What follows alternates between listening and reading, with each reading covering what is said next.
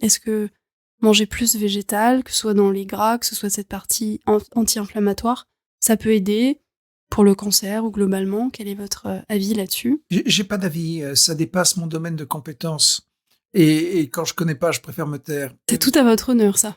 Mais je vous remercie. Quel est le traitement anti-cancer, alors? Alors,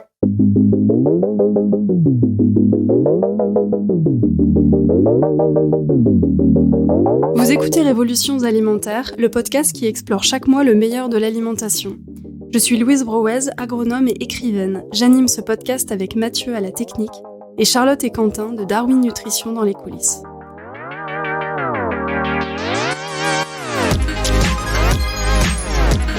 Sur le livre de notre invité d'aujourd'hui, le docteur Laurent Schwartz, on peut lire cette promesse alléchante. Le cancer est une maladie plus simple qu'il n'y paraît.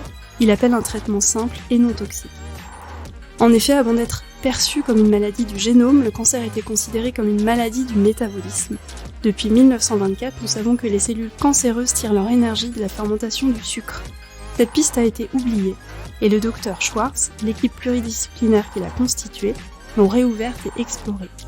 C'est ce qu'il va nous raconter aujourd'hui. Formé à l'université de Harvard, longtemps chercheur à l'école polytechnique, Laurent Schwartz est cancérologue de l'assistance publique des hôpitaux de Paris. Il a consacré sa vie au développement de traitements novateurs et non toxiques du cancer. Il a créé un groupe de physiciens, mathématiciens, biologistes et médecins dont le but est de comprendre pour guérir. Son livre est publié aux éditions Thierry Soucard. Bonjour. bonjour. Docteur Laurent Schwartz, avez-vous compris le cancer? Alors, moi tout seul, certainement pas, mais notre groupe, très probablement. Le cancer est une vieille maladie, on le retrouve dans les momies, c'est un vieux truc. Et au fond, les médecins ont hésité beaucoup sur ce que c'était. Alors longtemps, on a cru que c'était une infection.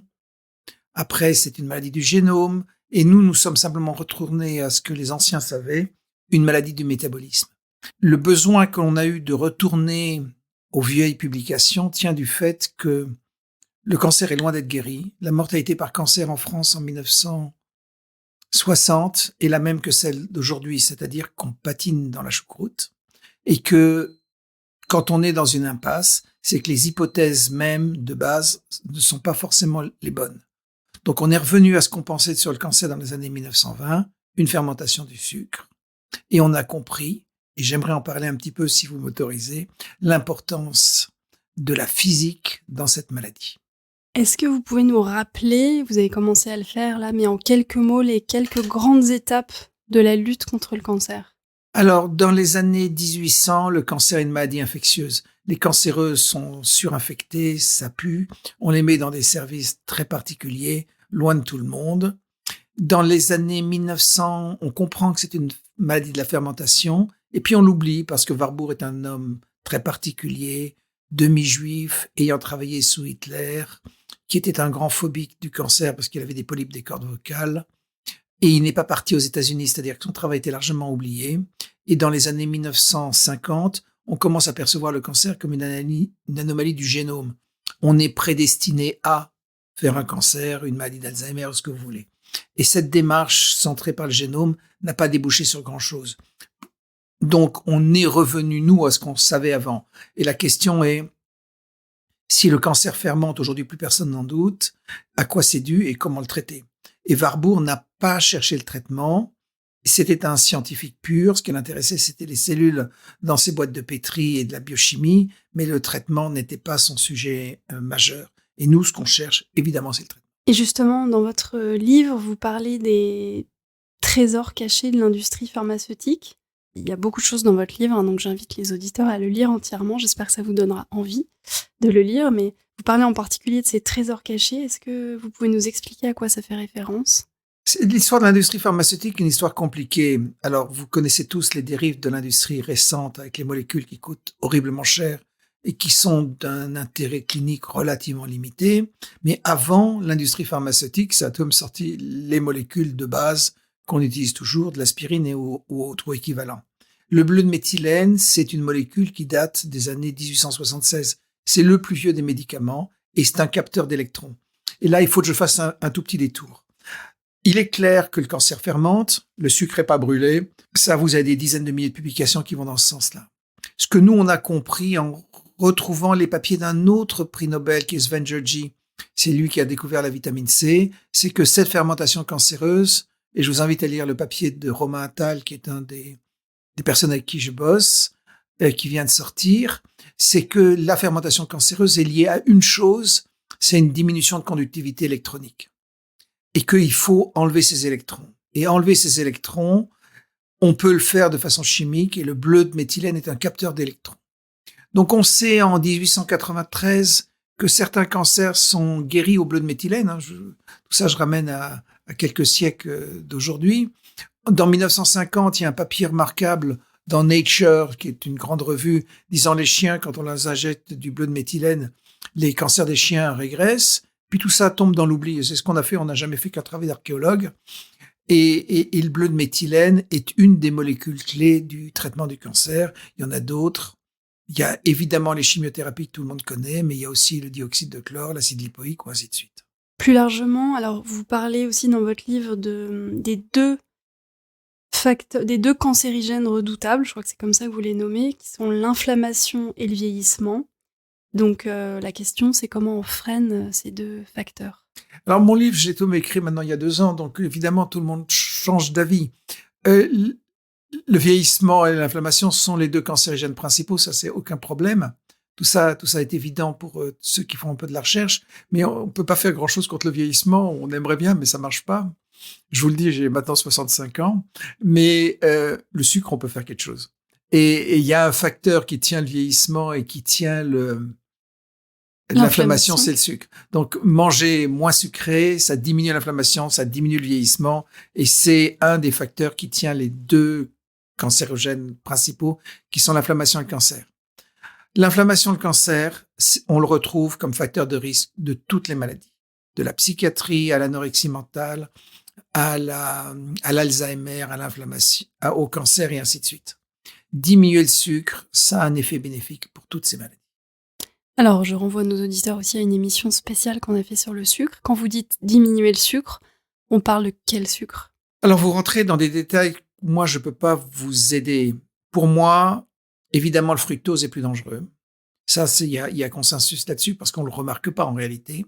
Mais tous les sucres sont une toxicité claire. Donc, manger moins sucré. Alors, j'aime bien me balader chez les bouquinistes le long de la Seine. Et il y a les livres de cuisine. Il y a un stand qui vend des vieux livres de cuisine. Alors, il y a l'Alibab qui est le grand livre de cuisine des années 1930. Et je regardais les recettes de cuisine. Il n'y a pas de sucre.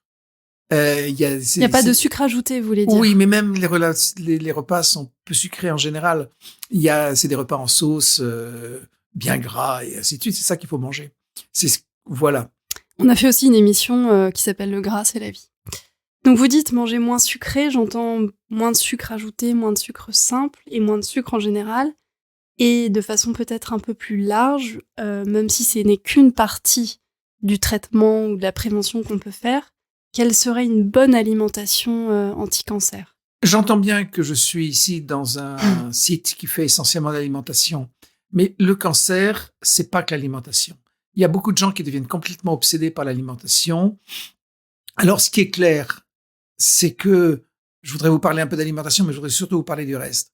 L'alimentation, il faut diminuer la quantité de sucre. Ça, il y a consensus.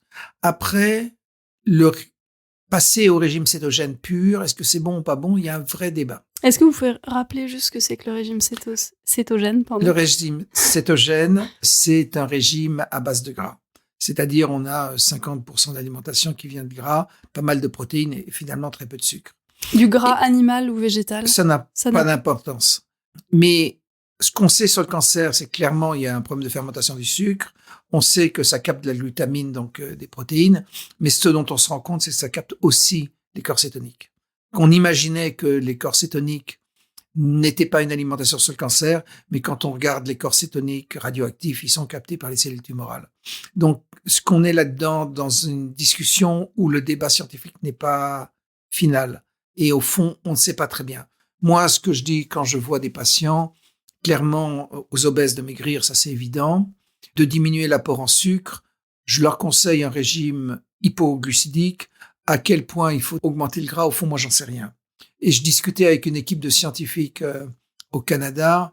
Il faudrait qu'on soit capable de faire des analyses de la captation des corps cétoniques, c'est-à-dire du gras, par les tumeurs pour qu'on sache qu'il faut faire ou pas faire. Alors, pour complexifier tout ça, j'ai mon ancien maître, Maurice Israël, qui est un chimiste avec qui j'ai bossé pendant 15 ans, où je bosse encore, et qui dit qu'on peut, par certaines molécules, bloquer l'entrée du gras dans les tumeurs, des corps cétoniques. Sur des modèles animaux, ça marche. Est-ce que ça a marché chez l'homme? C'est une vraie question. Donc, tout ça pour finir sur l'alimentation. Trop de sucre, c'est clairement dangereux, à la fois pour le cancer et l'ensemble des maladies. Moins en manger pour tout le monde, ça fait du bien. Pour les cancéreux, hypoglycémique claire, à quel point il faut remonter en lipides, au fond, personne ne sait. Il faut manger moins, d'ailleurs, peut-être, dans l'absolu? Ça dépend du poids de la personne. Le cancéreux, il est tout de même cachectique. Vous avez des gens en face de vous qui sont pas forcément en pleine forme. Il faut pas non plus en rajouter une couche. Souvent, les gens sont déjà tellement angoissés qu'ils majorent l'angoisse en faisant des régimes insupportables. Je veux dire, il faut leur foutre la paix aussi. Ce sont des êtres humains. Et d'ailleurs, on a fait, nous, une émission sur le jeûne. Quelle serait la place du jeûne? Est-ce que vous avez... Un jeûne sur les cancéreux, c'est toujours la même chose. Quand ils sont obèses, ok, ça peut ne pas faire de mal. Mais ce sont des gens beaucoup trop fragiles pour qu'on pousse les jeûnes prolongés. Après, qu'on mange un peu moins ou ainsi de suite, dans certains cas, c'est peut-être fondamental. Ça peut rendre service. Mais moi, je suis pas très pour. Les cancéreux qui viennent me voir sont des cancéreux métastatiques, en espérance de vie souvent limitée. La prudence, c'est la meilleure des choses. Et en parlant d'alimentation inflammatoire, moi j'ai en tête, quand j'entends ça, je vois un éventail de fruits et légumes de toutes les couleurs. Et d'ailleurs, un des piliers de ce podcast, c'est un peu aussi la végétalisation de l'assiette. Est-ce qu'il y a un lien? Est-ce que manger plus végétal, que ce soit dans les gras, que ce soit cette partie anti-inflammatoire, ça peut aider pour le cancer ou globalement? Quel est votre avis là-dessus? J'ai pas d'avis, ça dépasse mon domaine de compétences. Et quand je connais pas, je préfère me taire. C'est tout à votre honneur, ça. Mais je vous remercie. Quel est le traitement anti-cancer, alors? Alors, je veux dire, on est passé d'une première chose, de ce que la première partie que j'ai dit, ce qu'il faut retenir, c'est qu'il faut pas manger trop sucré de façon générale. Pour les cancéreux, évidemment aussi. La deuxième, c'est qu'est-ce qu'on fait devant les malades qui sont là, qui ont un cancer métastatique et dont l'espérance de vie est très limitée. C'est-à-dire qu'on passe de la recherche au problème du réel. Et là, évidemment, j'ai pas la recette magique. Notre idée à nous, c'est qu'il faut baisser cette pression électronique qui est responsable de la fermentation. Donc, il faut la baisser. Alors, vous avez pour ça les chimiothérapies ou les traitements dits conventionnels qui marchent tout de même moins bien que ce qu'on voudrait, mais qui marchent. Et puis, alors, après, vous avez le bleu de méthylène dont je vous parlais plus avant, le dioxyde de chlore et ainsi de suite. Et au fond, les cancers sécrètent souvent des marqueurs sanguins. Vous avez un cancer de la prostate, vous avez un PSA qui est élevé, un cancer digestif, vous avez un ACE qui est élevé, et les cancérologues n'ont pas l'habitude d'utiliser ces marqueurs. Et moi, ce que je conseille aux malades, c'est de doser tout ça toutes les semaines. Et selon l'évolution, vous montez un peu les drogues, vous les baissez, selon ce que ça donne.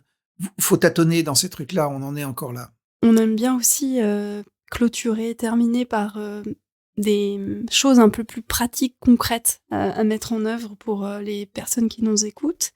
Peut-être des personnes qui sont atteintes de cette maladie ou des personnes qui souhaitent aussi faire de la prévention. Est-ce que vous auriez, à partir de tout ce que vous avez dit, quelques conseils pratiques, 1, 2 ou 3 à mettre en place? Pratique, non, moi je suis un intello, donc moi j'aime les équations. Faire des équations peut-être, alors. Les équations, c'est raide, mais j'aime bien. Les obèses doivent maigrir, c'est évident. C'est pas si facile que ça. La majorité des gens mangent trop sucré, les gens en bonne santé ou les cancéreux doivent diminuer ça. Et puis, il y a une vraie question, c'est est-ce qu'on peut guérir les incurables? Et moi, je travaille à ça. J'ai bon espoir qu'on puisse y arriver à court ou moyen terme, mais tout ça, c'est trop tôt pour en être sûr. Et d'ailleurs, dans votre livre, j'y pense, vous parlez de Un peu de l'activité physique, non? De la mise en mouvement pour relancer les mitochondries. Oui, c'est une façon de brûler, je veux dire, bloquer. On sait aujourd'hui que l'exercice physique sur les cancers du sein a à peu près le même bénéfice que la chimiothérapie. Ça, il y a plusieurs papiers qui le montrent. Donc, il faut faire marcher les gens 5-10 km par jour. 5-10 km par jour. Quand il pleut pas trop. Ou avec un bon parapluie. Je vous remercie de m'avoir invité à Saint-Mandé. Vous avez pu faire vos 5-10 km peut-être de marche dans le bois en venant.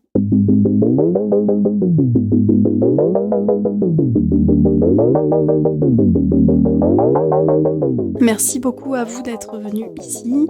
Merci d'avoir écouté cet épisode du podcast Révolutions alimentaires. Merci au Dr Laurent Schwartz d'être venu nous éclairer à propos du cancer. Merci à Charlotte et Quentin, fondateurs de Darwin Nutrition. Si vous avez aimé cet épisode, pensez vous abonner et nous laisser vos commentaires. À très bientôt.